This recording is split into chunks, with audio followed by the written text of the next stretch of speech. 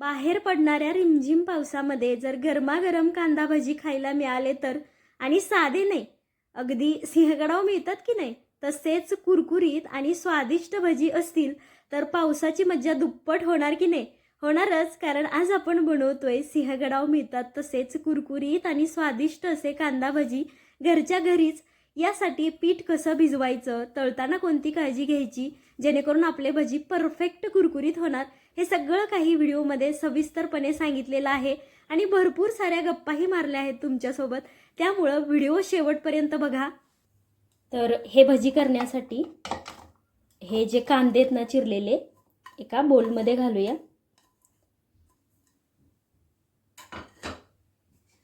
तीन मध्यम आकाराचे हे कांदे मी चिरून घेतलेले, उभे पातळ. आता हे बघा, अशा प्रकारे याला थोडंसं असं चुरून मोकळं करून घ्यायचे, म्हणजे असे वेगळे वेगळे झाले पाहिजेत. खरं तर ना हे कुरकुरीत भजी बनवायला खूप सोपे आहेत, पण एखादी दुसरी चूक आपल्याकडून होते आणि मग ते मस्त कुरकुरीत होत नाहीत आणि तेवढे टेस्टी लागत नाहीत. तर त्या कोणत्याही चुका होऊ नये म्हणून काही टिप्स मी आज देणार आहे तुम्हाला. त्यामुळे व्हिडिओ स्किप न करता पुढे पाहत राहा. हे बघा, आता याच्यामध्ये आपल्याला घालायचे मीठ. साधारण पाव चमचा मीठ मी इथे घालते. आता हे जे मीठ आहे ना, हे या कांद्याला असं चोळून लावायचे जेणेकरून आपल्या या कांद्याला पाणी सुटेल. बघा, असे पूर्णपणे मोकळे झालेले आणि असे उभे पातळ चिरून घ्यायचे बरं का कांदे. हवं तर तुम्ही 3-4 मिनिट हे मीठ लावून असंच ठेवू शकता किंवा लगेचच करायला घेतलं तरीही चालेल, काहीच हरकत नाही. आता याच्यातच या अगदी बारीक चिरून घेतलेल्या हिरव्या मिरच्याही घालायच्या. 2च मिरच्या मी चिरून घेतलेल्या आहेत, कारण हे खूप तिखट आहे. सिंहगडावरती जे भजी मिळतात ना त्याच्यामध्ये लाल तिखट वापरलं जातं, पण मला कोणत्याही भज्यांच्या प्रकारामध्ये ना मिरच्या आवडतात म्हणून मी मिरच्याच घालते. नाही घातल्या तरीही चालेल बरं का, तळून घ्यायच्या सोबत, तसंही छान लागतं. ही आहे कोथिंबीर भरपूर सारी, साधारण एक एवढी पाऊण वाटी कोथिंबीर घातली मी. आता घालायचे बेसन. तर सगळं बेसन मी एकदाच नाही घालणार, अर्ध घातले, अर्ध ठेवलेले. हे तांदळाचं पीठ मोठे 2 चमचे. असेच कुरकुरीत भजी करण्यासाठी तांदळाचं पीठ नाही घातलं तर चालेल का, हे मी तुम्हाला पुढे सांगेनच. तर बघा, हा आहे ओवा, अगदी एक पाव चमचा. थोडंसं असा चुरून घालूया, त्यामुळे फ्लेवर मस्त लागतो आणि ओव्यामुळे ना भजी पचायलाही हलकी होतात. अजून थोडंसं मीठ घालतोय, मगाशी आपण कांद्यामध्येही घातलेलं होतं. आणि आता आपल्याला हे पीठ असं मळून घ्यायचे. बघा, अशा प्रकारे कांद्यांना ना बेसन आणि तांदळाचं पीठ एकदम असं व्यवस्थित कोट झालं पाहिजे. मी तुम्हाला म्हणले होते ना मगाशी, एक टीप तुम्हाला पुढे देणार आहे, तर हीच ती टीप. भज्याचं पीठ मळताना ना यामध्ये अजिबात पाणी वापरायचं नाही. काय होतं, कांद्याला आधीच भरपूर सारं पाणी सुटत असतं आणि जर यामध्ये आपण पीठ मळताना पाणी वापरलं तर ते पीठ लगेचच पातळ होऊ शकतं आणि आपले भजी हवे तसे कुरकुरीत होत नाहीत. बघा, हे सगळं बेसन घालायची गरज पडली मला. आता व्यवस्थित असं हे मळून घेऊयात.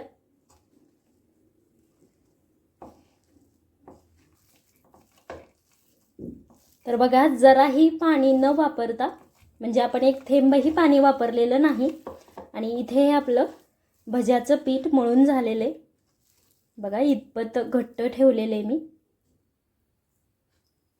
लगेचच आपल्याला याची भजी करायला घ्यायची आणि तळतानाही विशेष काळजी घ्यावी लागते.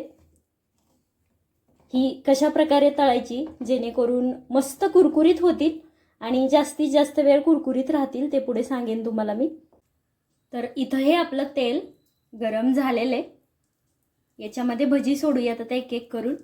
आणि हे बघा, सोडताना ही अशी वाकडी तिकडी सोडून घ्यायची,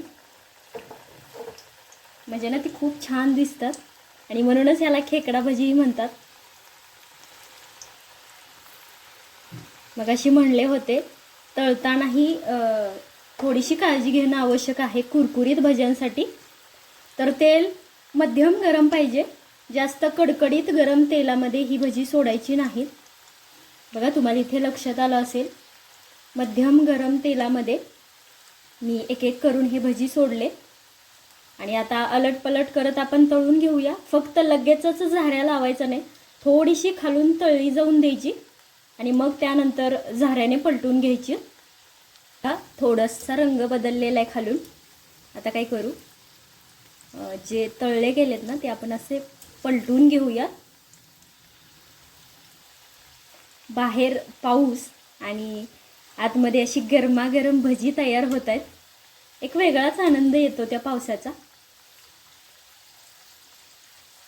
आणि इकडे ना पुण्यामध्ये असं सुरू आहे, कधी पाऊस येतो कधी उघडतो, काही सांगता येत नाही.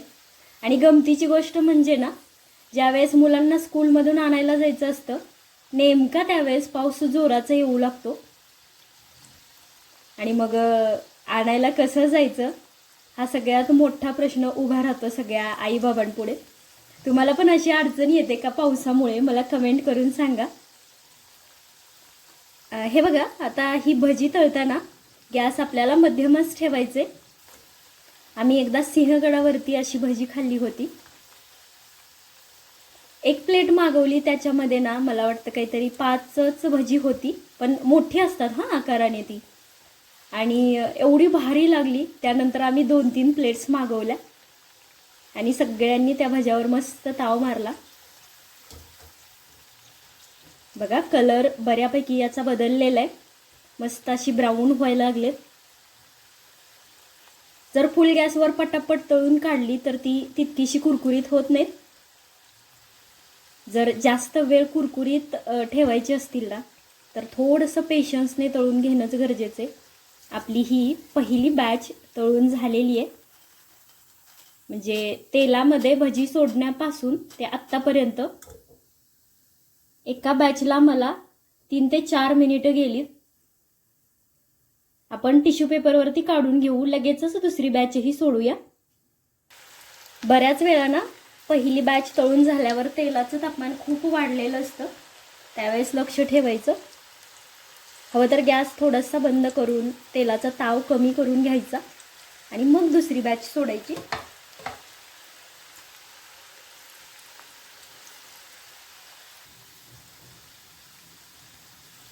याच्या आधी आपण स्वीटकॉर्नची भजी केलेले आहेत, त्याचा व्हिडिओ तुम्ही पाहिला नसेल तर एकदा नक्कीच पाहून घ्या, कारण तोही सध्या व्हायरल होतोय. आणि खरं सांगू का, या कुरकुरीत भज्यांपेक्षा सुद्धा, म्हणजे कांद्याच्या भज्यांपेक्षा सुद्धा ती कॉर्नची भजी चवीला खूप भारी लागतात आणि कुरकुरीतही जास्त होतात. माझी तर पर्सनल फेवरेट आहे ती कॉर्नची भजी. आपण काय करतो, नेहमी तेच करतो, पण काय करायचं, कधीतरी काहीतरी वेगळं करायचं आणि खायचं. कारण आपल्याला दुसरं कोणी तर खायला बनवून देणार नाही आहे, त्यामुळे स्वतःसाठी स्वतःच बनवायचं, स्वतःच खायचं, फॅमिलीमध्येही सगळ्यांना खाऊ घालायचं. आणि स्वयंपाक बनवण्यात जो आनंद आहे ना, तो आनंद बाकी कशात नाही. आणि ज्यांना कुकिंगची आवड आहे माझ्याप्रमाणे, ते रिलेट करू शकतील ह्या गोष्टीसोबत. बघा, यामध्ये आपण तांदळाचं पीठ घातलेलं होतं, त्यामुळे याच्या टेक्स्चरमध्ये पण फरक पडतो आणि कुरकुरीतपणामध्ये पण फरक पडतो. एवढा खमंग वास सुटलाय ना संपूर्ण घरामध्ये. आणि भजी हा पदार्थ असा आहे, फक्त आपल्या घरापुरता हा वास मर्यादित राहत नाही हा, सगळ्या शेजाऱ्यांना कळवून देतो की कुठेतरी भजी बनतायत आज. बघा, असं थोडं थोडं अलटपलट करते, म्हणजे सगळीकडून कशी छान कुरकुरीत तळली गेली पाहिजेत ना. आपली ही भज्यांची दुसरी ही बॅच तळून झालेली आहे, काढून घेऊयात. सिंहगडावरती आम्ही जशी खाल्ली होती ना, अगदी तशीच दिसत आहेत. फक्त माझी थोडीशी छोटी आहेत, त्यांची कशी अशी मोठी मोठी असतात. आणि खरं म्हणजे याच्यामध्ये तेलही तितकं राहत नाही, अगदी कमी प्रमाणामध्ये यामध्ये तेल राहतं. आता तळलेला पदार्थ आहे म्हटल्यावर तेल तर राहणारच, पण तितकं राहत नाही. गिल्ट न करता खाऊ शकतो. आता अशाच प्रकारे सगळेच भजी मी करून घेते.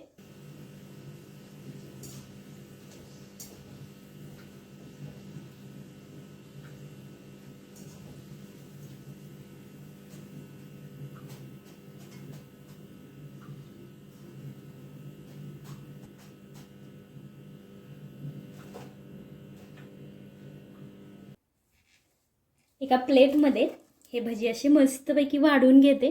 आणि आता शेवटी सांगते तुम्हाला की जर तांदळाचं पीठ नसेल तरीही हे भजी कुरकुरीत होतात का? तर हो, होतात. खूप छान असे कुरकुरीत होतात. बऱ्याच वेळा काय असतं, आपल्याकडे तांदळाचं पीठ घरात नसतं, त्यामुळे आपण असेही करू शकतो फक्त बेसन वापरून. पण जर असेल घरात तर वापरा, त्यामुळे टेक्स्चरमध्ये आणि कुरकुरीतपणामध्ये बराच फरक पडतो. गरमागरम कुरकुरीत असे हे भजी, त्याच्यासोबत तळलेल्या मिरच्या, अजून काय पाहिजे हो पावसामध्ये. अगदी सिंहगडावर मिळतात ना तसेच हे कुरकुरीत झालेले आहेत. तर या पावसाळ्यामध्ये तुम्हीही असे कुरकुरीत भजी करून बघा. आणि ज्यांना कोणाला असे भजी आवडतात ना, त्यांच्यासोबत हा व्हिडिओ जास्तीत जास्त शेअर करा. व्हिडिओ आवडला असेल तर लाईक करा. आणि अजूनही चॅनलला जर सबस्क्राईब केलं नसेल तर प्लीज प्लीज प्लीज सबस्क्राईब करून घ्या.